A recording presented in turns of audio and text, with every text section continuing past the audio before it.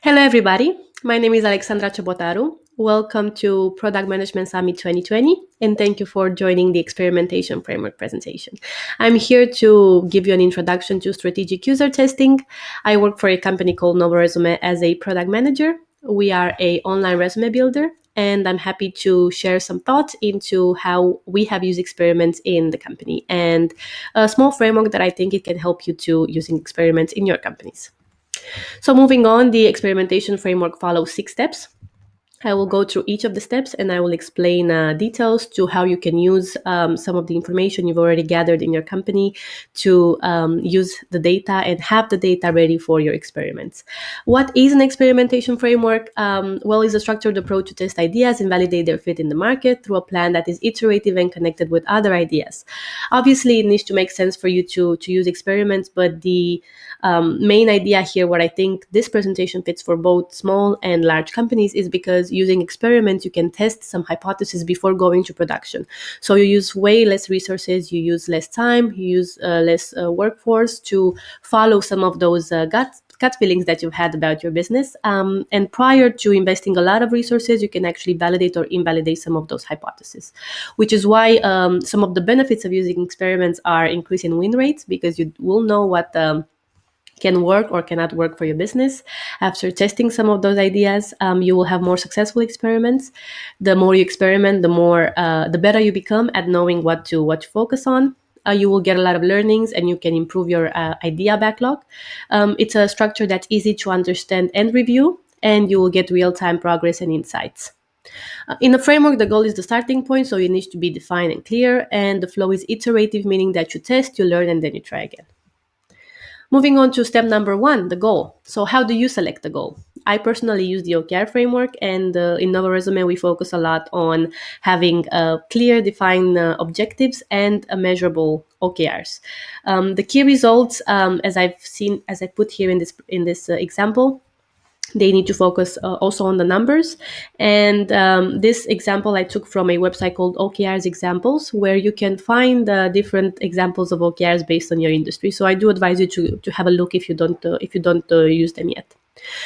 Again, you have to focus on what problem you are trying to solve and what are some possible solution approaches. However, the solution approach does not mean defining a solution from the beginning, because that's something you want to test first. You want to understand whether your approach or your idea might be successful. And if you're trying to solve a user problem, you might want to ask your user first, what do they think the problem is and how they think it can be solved? Or you're trying multiple solution definitions that you've made. So when you have the approach in place, you are just trying to map out the process that could help your users without defining the clear solution to the process. I hope that makes it quite clear, because it is important to focus on delivering good solutions, but also listen to your users' feedback and customers' feedback. So what is the objective of your effort? This is very important in the goal steps, because most teams do not spend time defining a goal. How can you differentiate success from wasted effort? Any strategy needs to start with a goal. A tip would be to ask everyone in the meeting room after you've presented the goal, what is the goal, to understand if all your colleagues and all the stakeholders involved understood the goal of your experiments and why you're doing this. Why is this important? Because a strong goal clarifies for all team members what are they working towards, and conflicts can be dealt with early on. Step number 2, the measurement. After defining a goal, how will it be measured? The key action here is to prioritize. Because we are talking about key metrics, it's important you choose 2 to 3 per experiment to keep it realistic. As I mentioned, I use OKRs. Add the metric based on your goal. For example, if you want to acquire 1 million new users, you can define it as acquiring 500K new users from a specific audience. You can define in tiers. Or to increase conversion rate from X% to Y% in one part of the funnel in 1 quarter. OKRs are usually defined per quarter and per year. And it's up to you to decide together with the management team what those OKRs are. But I do advise you to plan them in advance, because while the quarterly OKRs can develop throughout the yearly OKRs should focus on business growth or should focus on general guidelines of your business. and be in sync with the vision and mission of the company. Also, additionally, you can add the minimum success criteria. So start by having a primary success criteria, your most important metric to define success. So what exactly would it mean that we've been successful? If we've done this experiment, it will mean this. You create a base for your experiments to be successful. You add a benchmark and a minimum success criteria to have the right measurement in place. Optionally, you can add 2 secondary criteria and monitoring metrics to further support that base. Monitoring metric can be, for example, making sure that your website doesn't crashes, or if it does crashes, then if it does crash, then what does that mean for your business? It's very important to keep it realistic. So having the right measurement in place will definitely help you have the base for your experiments.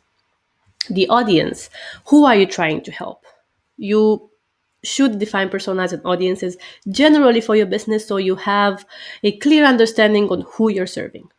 Personas, it's the user-centered design that focuses on fictional characters created to represent the user type that might be that might use a site, that might be your main customer, that can use a brand or product in a similar way.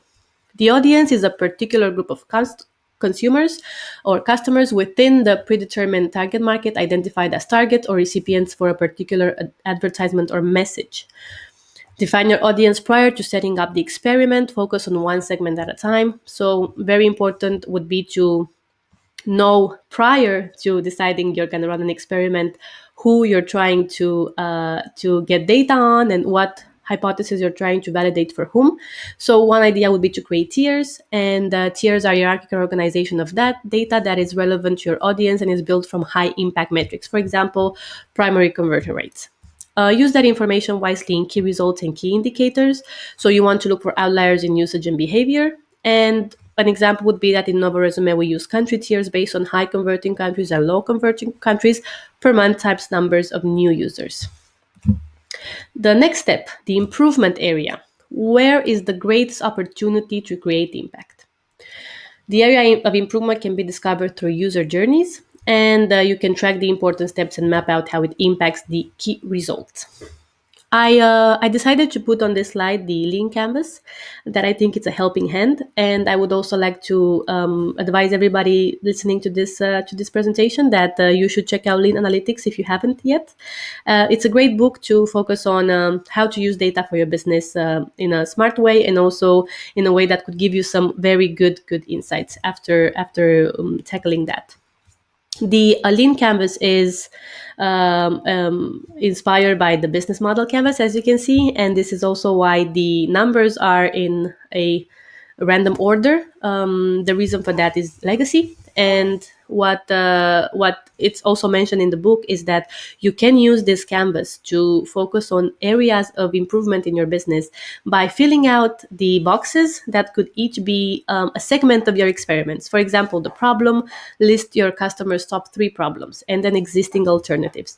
And based on the correlation between those pieces of information, you can decide to test some of those assumptions you've made and maybe come up with some new ideas for fixing some of those problems.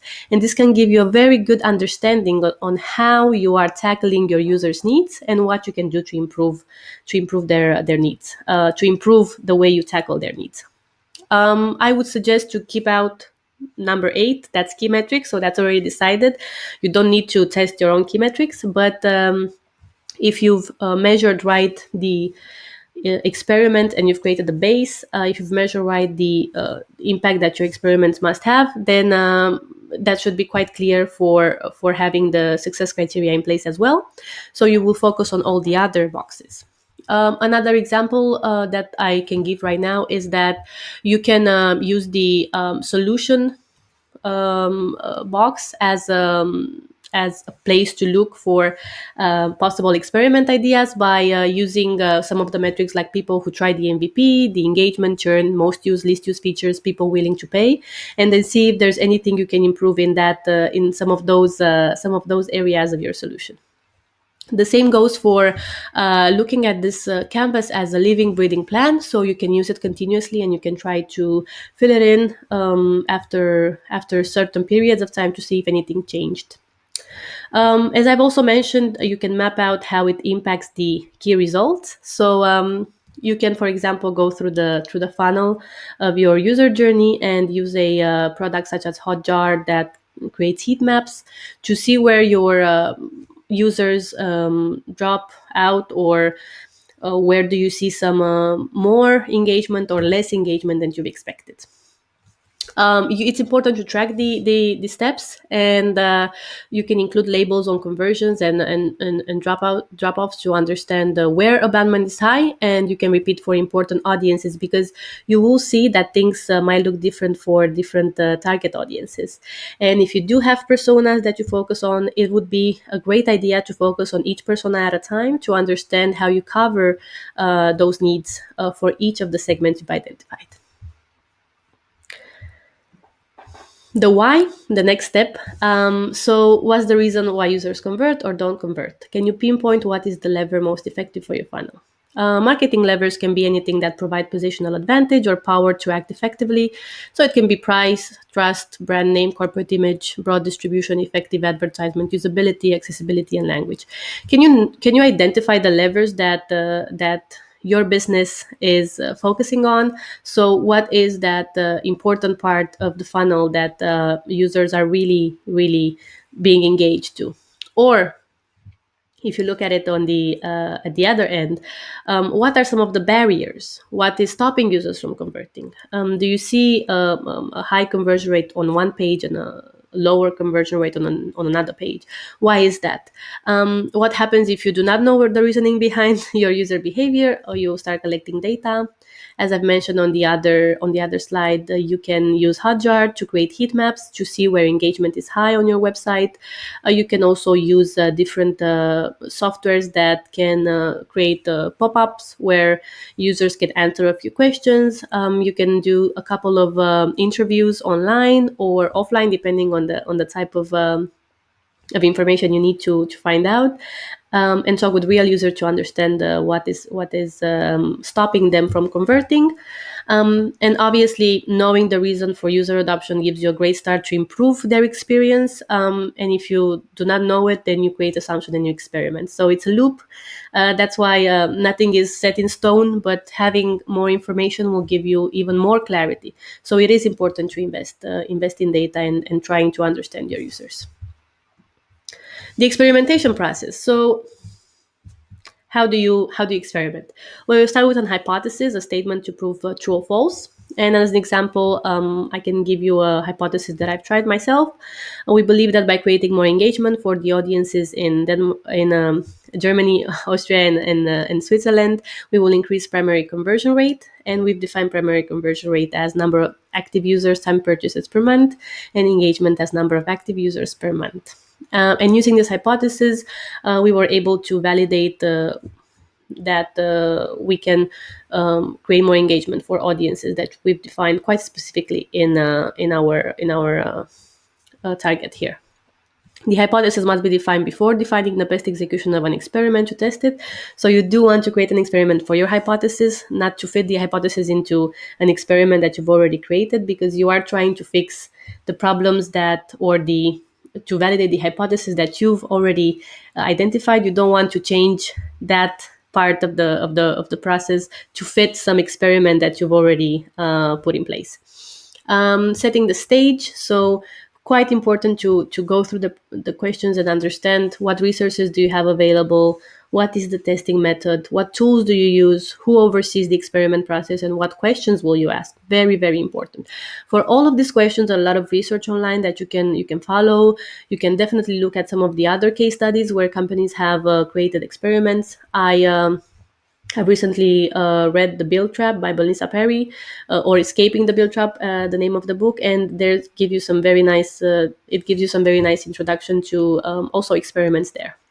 When it comes to testing methods, I would actually advise you to do some research and understand what is the best testing method for your business. So it can be an A/B test, it can be a multivariate test on the website, but it can also be interviews with real customers online or offline. And you can do a test such as the Wizard of Oz or the concierge test, where you create a journey that seems completely automated, but actually you do the manual work behind the scenes.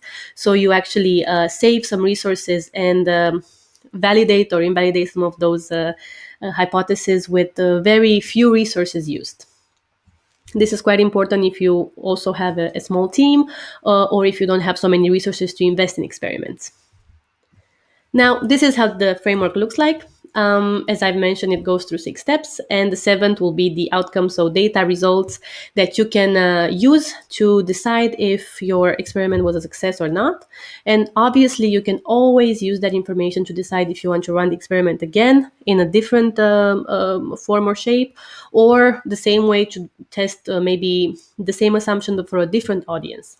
So we've gone through the goal, establishing the goal, moving on to measurement. I use the OKR frameworks. You can use other frameworks as you prefer. Then you prioritize that and you focus on audiences. Who are you trying to validate? For whom are you trying to validate those assumptions? So be quite specific on your audience. You move into your improvement area. What are you trying to impact? What part of your business you're trying to impact? You focus on the levers, so those barriers or those parts of your business that you've identified as may be sensitive for your users, or you're trying to see if it's true that they are quite important for your users. Then you run the experiment, measure, and you get your outcome, data and results. And based on your outcome, you can decide if you want to iterate and try again with going back to step one. This framework is quite important if you are trying maybe new business fields, and you're trying to test some new ideas, maybe some new product offerings. This will give you an understanding on whether you should invest a lot in a new idea, or whether you can basically get some more insights, and maybe it will give you the right. It should give you the right path that you should move forward to. I hope this was a useful presentation. I hope that this framework makes sense, and I'm sure it can be used for both large and small organizations. I work in a startup, and we are only a few people working in the company, but we do use the framework, and we do focus on OKRs to reach our business goals and experiment. And so far, it's working well for us to validate some of those assumptions that we've made prior. So thank you very much for listening into this presentation. I'm offering 2 sessions of coaching for experimentation in 2 companies, 1 session per company, and you are free to contact me for that. It will be first come, first served, and you can connect with me on LinkedIn as well, or write me at alexandra@novaresume.com, and I would be happy to connect with you and discuss how experimentation can help your companies. I hope this presentation was useful, and I hope that you will find it interesting enough to use it in your company. Thank you.